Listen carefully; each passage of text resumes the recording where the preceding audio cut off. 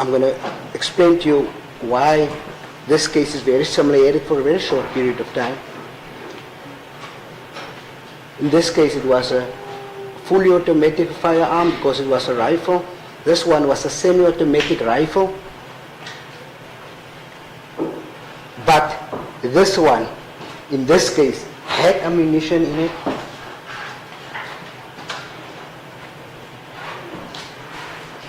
And the facts you referred earlier to.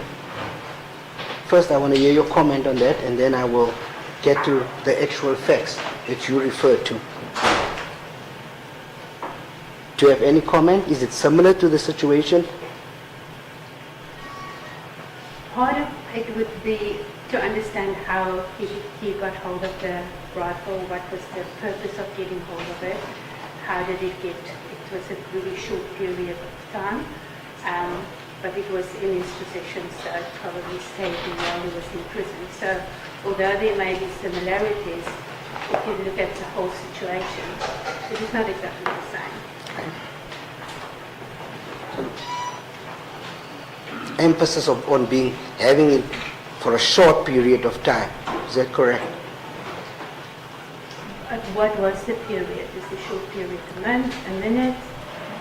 I'm going to assist you now. I'm going to go to a next case where they actually indicate how long the person had the firearm in his possession, which similar sentences were imposed.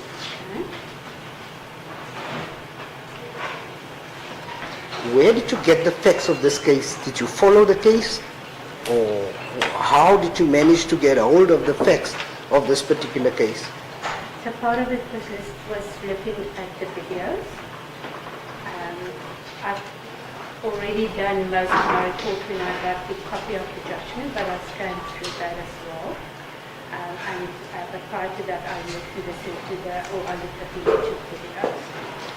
Advocate Caesar, the witness is speaking directly at you, and sorry, Your Worship. No, sorry, it's impossible to hear.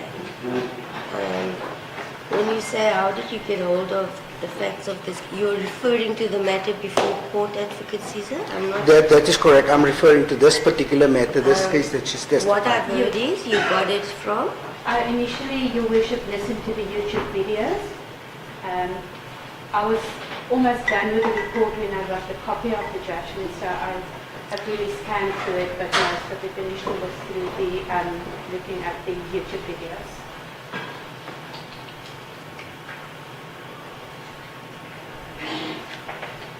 Thank you.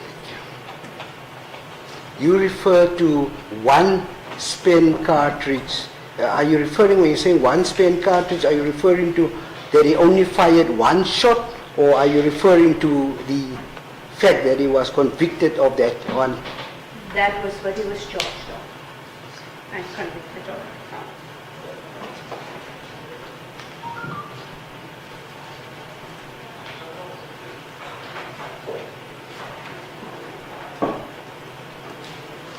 Where you've seen the videos, that's correct? Correct.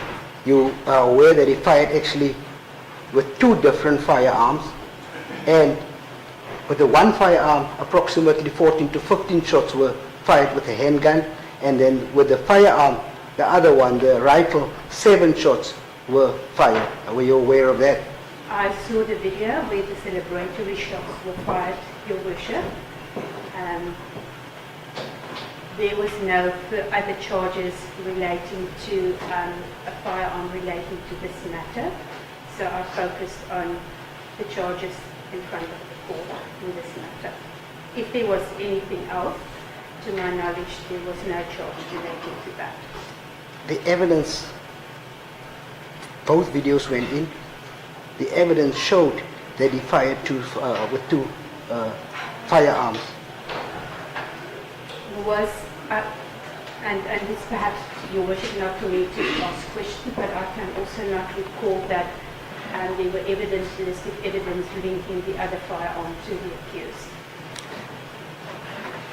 Regardless, you saw the video, more than one shot than the one. Is that not so? That is correct.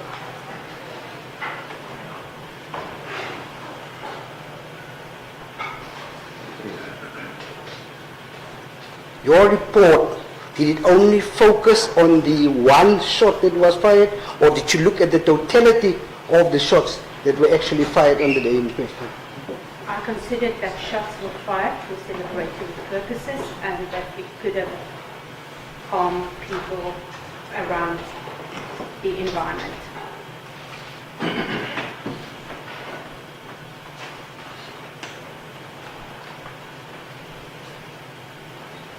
So I'm informing you now, it's approximately 22 shots that were fired. Would your report still have been the same, regardless of the number of shots that were fired? It would still be the same, considering the other factors that there was, evidence further that that there were any harm done to property or people or any complaints from people around. If they were, it would have been different.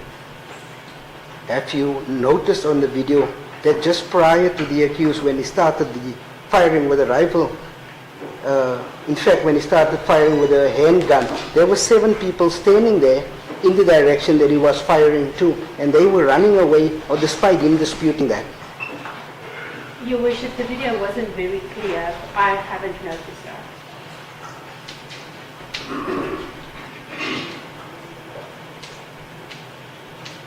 If you were aware of that, would you have considered it and put it in your report? That some people were scared.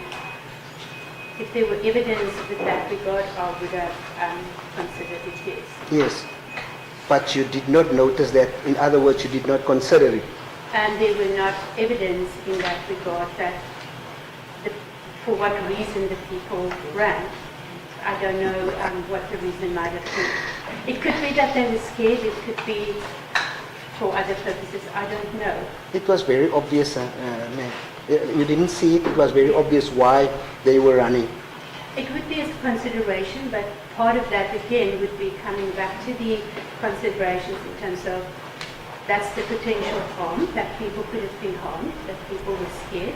But the actual harm in the end, Your Worship, is that there were no injuries and facts which would have been a much more serious consideration and contribution if there were actual harm. According to the accused's own evidence, there were about 20,000 attendees. Some of them were just standing right there in front of him during this incident, prior to him firing those shots. You saw that on the video. It was a big event to my knowledge, yes, Your Worship. Have you factored that into your report, the fact that there were actual people right there and the 7 in the direction that he was firing shots at? Unless I've misunderstood, my understanding was that the shots were fired in the air and not at people directly.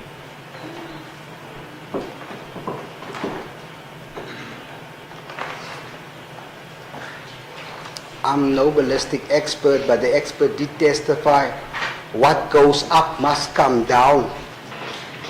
Correct, Your Worship, but there is a difference between firing in the air and it comes down. The potential is still there, the risk is still there that it can cause damage, it can cause life.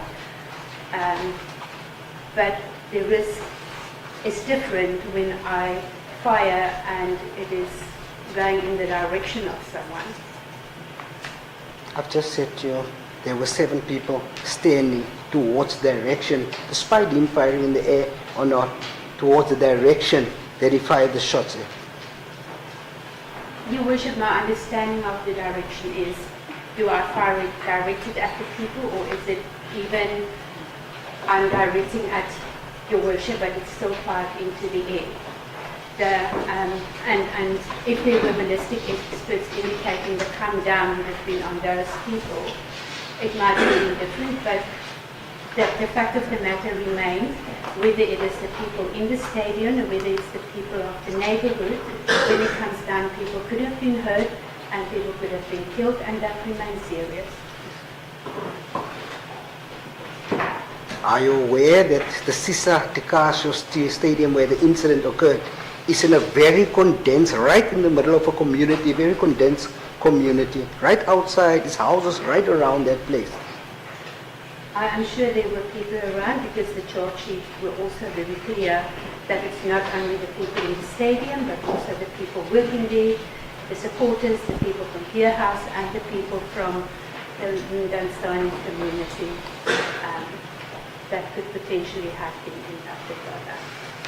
Did you appreciate the nature and the danger that was actually present at the time when the first shots were fired?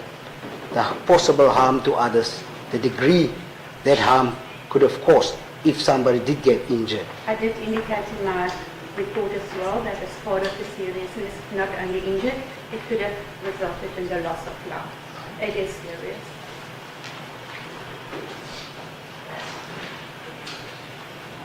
So no thanks to the accused, that it's fortunate that nobody died. I agree it was fortunate that nobody died.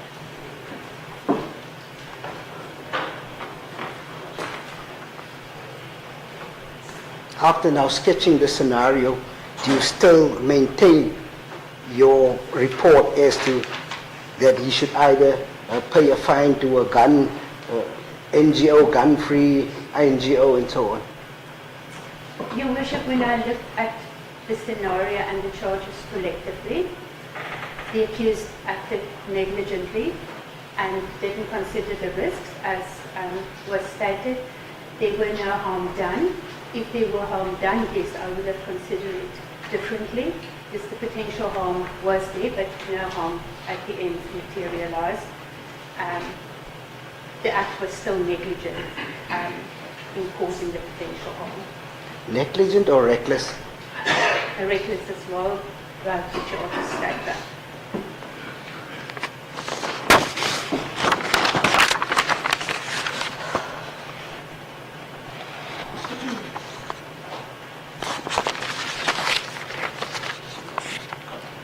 I'm going to go to page 15 of the report, not your report, the one that I've handed in, because we are discussing cases of a similar nature. I'm going to start reading from paragraph 2 of the document, page 15, Your Worship. It's referred to as the Swartz case. It's the reference is there. At the footnote, the appellant was convicted on 2 counts of the unlawful possession of a semi-automatic firearm. The court confirmed the minimum sentence of 15 years on 1 of the counts in view of the fact that the appellant had offered a denial of possession, which denial was found to be false, and furthermore that no mitigating circumstances in relation to his possession could be inferred. The court held that there was nothing to place